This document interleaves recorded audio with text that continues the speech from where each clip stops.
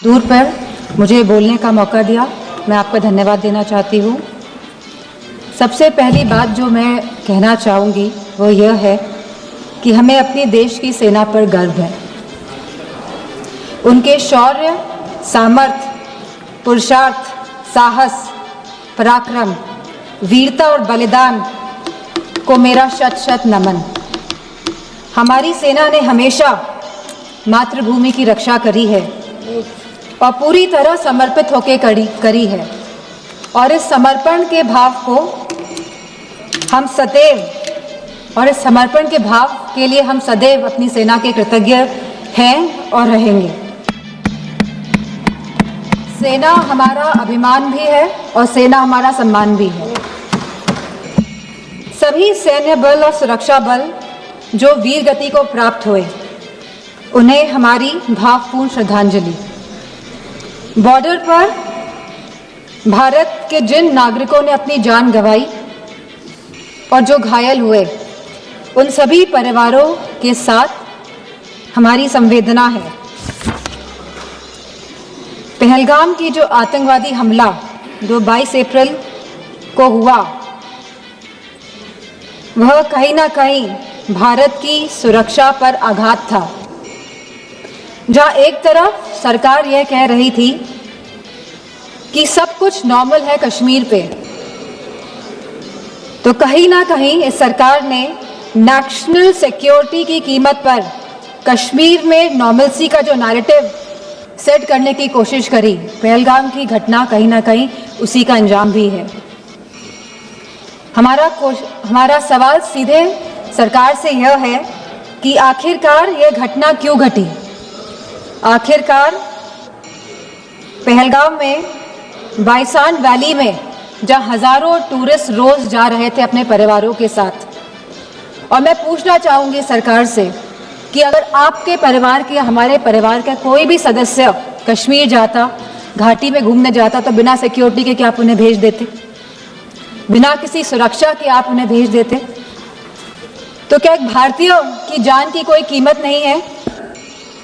कहीं ना कहीं जो यह घटना घटी है, इसके लिए पूरी तरह से यह सरकार जिम्मेदार है और इसको रिस्पॉन्सिबिलिटी भी लेनी पड़ेगी और अकाउंटेबिलिटी भी सेट करनी पड़ेगी। और जिस समय घटना घटी तो भारत में अमेरिका के वाइस प्रेसिडेंट्स JD वांस भी यहाँ मौजूद थे, और जब भी इस तरह के VIP गेस्ट भारत में होते हैं तो हमेशा कश्मीर घाटी में सुरक्षा बढ़ाई जाती है।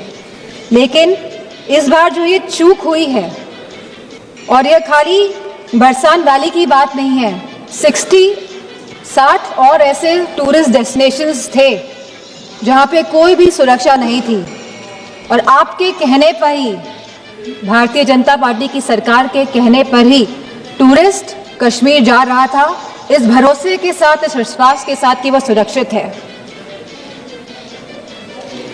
और यह जिम्मेदारी अंतोगत इस सरकार ने, भारतीय जनता पार्टी के नेताओं ने क्या कहा कि यह जिम्मेदारी टूर ऑपरेटर्स की थी वहां की सुरक्षा की, जो बहुत ही गैर जिम्मेदारा बयान है और साथ ही इनकी संवेदनहीनता को भी दर्शाता है।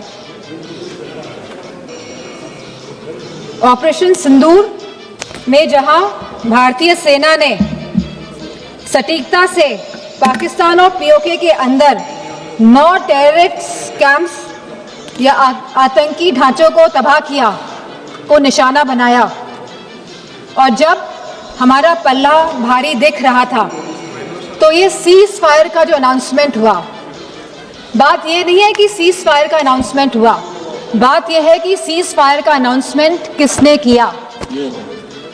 किसी भी भारत के मंत्री ने या कोई भी भारत के ऑफिशियल हैंडल से यह अनाउंसमेंट क्यों नहीं किया गया?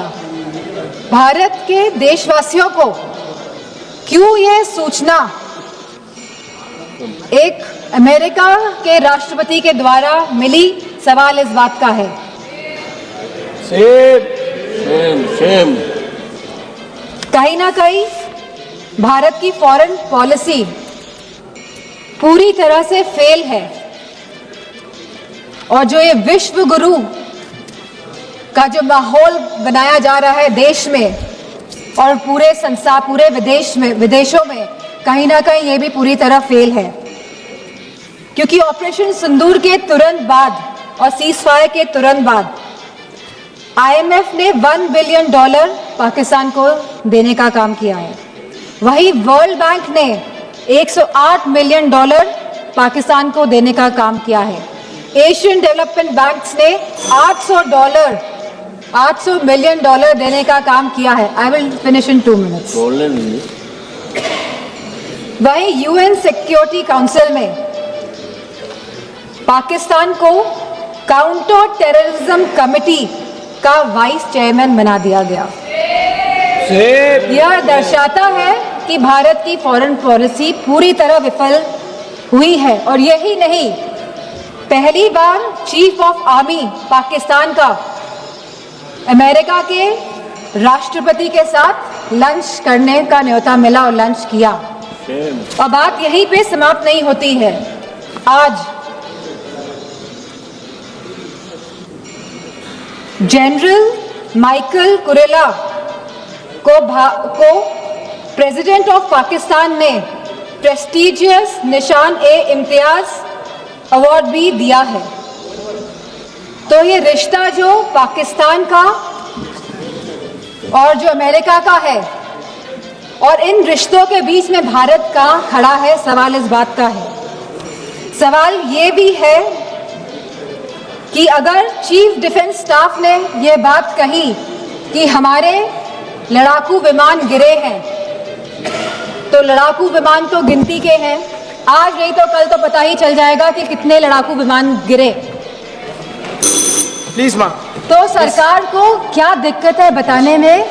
सर 2 मिनट्स कि please 1 minute, please conclude. Only 2 minutes last. 1 minute, 1 minute. कितने लड़ाकू विमान गिरे हैं, और ये लड़ाकू विमान जो गिरे हैं ये क्यों गिरे, ये भी सरकार को बताना पड़ेगा। सरकार पूरी तरह से, सरकार का इंटेलिजेंस फेलियर है। सरकार ये बात जानती ही नहीं थी कि जहां हम पाकिस्तान से लड़ रहे हैं, वहीं दूसरा देश, हमारा पड़ोसी देश चीन, चाइना, पूरी तरह से समर्थन कर रहा था पाकिस्तान का।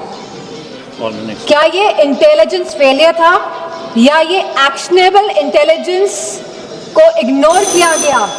Please please please. तो मैं अपनी बात यहीं पे समाप्त करते हुए कहना चाहूंगी कि जो भारत का जो डिफेंस का बजट है, जो 1.9% ऑफ द GDP है, इसको बढ़ाया जाए, इसको 3% किया जाए, और वहीं अग्निवीर जैसी योजना को समाप्त किया जाए।